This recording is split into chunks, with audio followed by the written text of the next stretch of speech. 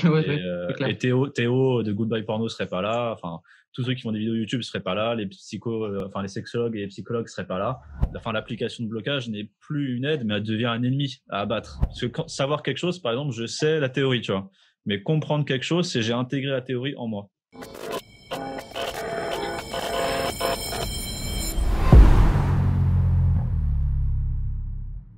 Et du coup, je voulais te poser la question, je voulais te poser deux questions sur un particulier, Damien. Peut-être ton avis sur la masturbation et ton avis du coup sur le fait d'avoir un smartphone et tous les trucs, les sites de blocage, tout ça, parce que tu en parles dans le bouquin.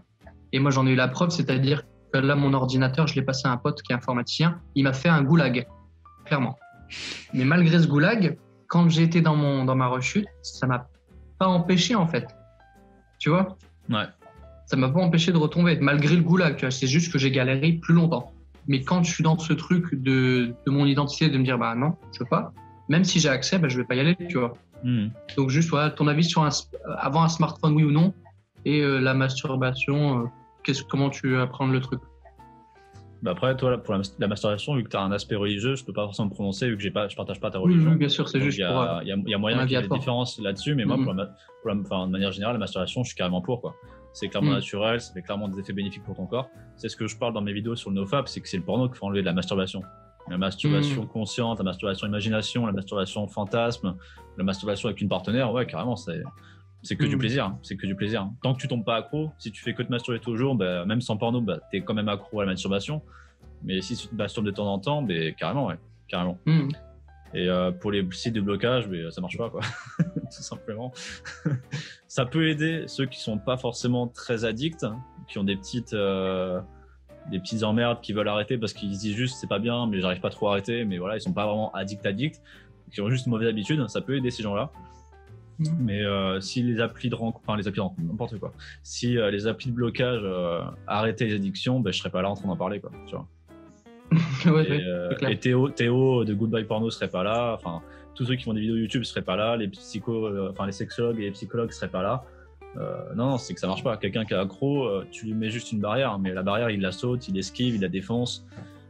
Dès que je parle à quelqu'un qui a essayé un site, enfin qui est accro au porno et qui a essayé une appli de blocage ou un site de blocage, etc., il m'a toujours dit la même chose, c'est je mets plus de temps mais j'arrive à contourner le truc. C'est exactement ce qui m'est arrivé. C'est la même chose quand t'es accro et que t'as encore cette identité de je suis accro et j'ai ma pulsion et il me faut mon porno parce que je suis en manque. L'application de blocage n'est plus une aide mais elle devient un ennemi à abattre. Un ennemi contre ton addiction, contre ton positif, contre ton bonheur. Du coup, l'appli de blocage qui est théoriquement perçue comme positif, elle devient intrinsèquement négative à toi. Tu vois. Et c'est pour ça que c'est une mauvaise. Après, ça rentre dans la dimension des méthodes. Et comme j'ai déjà dit plusieurs fois, la méthode marche que à moyen terme. Donc, ça marche pas. En fait, ce que j'ai trouvé positif là-dedans, c'est que comme ça te bloque plein de choses, du coup, tu as moins de flash, quoi. Comme tout est bloqué, tu tombes moins facilement sur des images. Comme par exemple, je vais prendre un exemple. L'autre fois, j'ai regardé La Grande Vadrouille, ça m'a mis un site de streaming et ça m'a mis direct l'icône interdit. Alors que si j'avais pas eu mon truc de blocage, je sais que ça m'aurait peut-être mis une image qui aurait pu être un trigger. Donc, La Grande Vadrouille, des films avec de finesse. Ouais.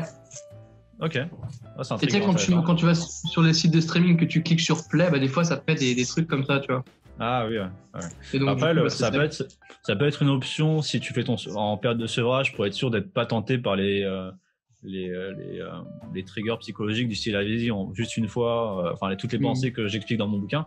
Mais on va dire que ça peut être une sécurité, un parachute, une bouée de sauvetage comme tu veux.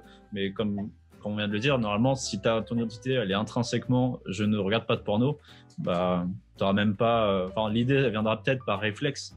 Mais toi, en tant qu'identité, tu diras bah non, en fait, parce que je suis pas un mec comme ça. Tu vois.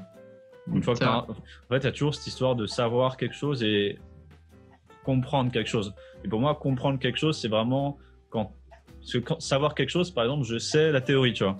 Mais comprendre quelque chose, c'est j'ai intégré la théorie en moi. Et c'est pour ça que les gens, ils font pas forcément la différence entre ça et que parfois ils se disent ok, mais son truc c'est de la merde, ça marche pas. Parce que moi, j'ai pas regardé le porno et du coup, voilà, il dit juste qu'il faut pas vouloir. Tu vois, finalement, tu vois, on peut interpréter ce que je dis de manière un peu trop simple. Et en fait, les gens, c'est juste qu'ils savent quelque chose, mais ils le comprennent pas vraiment parce qu'ils l'ont pas encore intégré. Et du moment où tu intègres le truc, et c'est vraiment le seul truc qui est un peu pas galère, mais c'est la seule difficulté potentielle. Une fois que tu as intégré l'identité que tu n'es pas accro au porno, bah en fait, le porno n'est plus une question, en fait. C'est plus une possibilité. Et du coup, pour répondre à ta question juste avant, avoir un smartphone de base, bah, moi j'en ai un. Après, c'est toujours une question d'environnement. Genre, si tu as Instagram avec que des culs sur ton Instagram, bah forcément, tu te mets des bâtons dans les roues. Même si tu as une identité solide, les tentations, elles jouent avec tes triggers psychologiques qui sont, eux, instinctifs et donc hors de ta conscience, qui sont plus forts de ta conscience vu qu'ils sont ancrés en toi. Et là, ça peut être un inconvénient. Même moi, qui ai une identité très forte par rapport au porno, parfois, je regarde sur Instagram et j'ai quand même des envies à cause d'Instagram. Genre, je me dis, putain, c'est de la merde. C'est vraiment Babylone, l'Instagram, quoi. Donc, ouais, c'est clairement... Faut juste, tu peux avoir un smartphone, mais il faut faire gaffe et c'est l'environnement, quoi. Faut gérer ton environnement pour être sûr d'être sécure.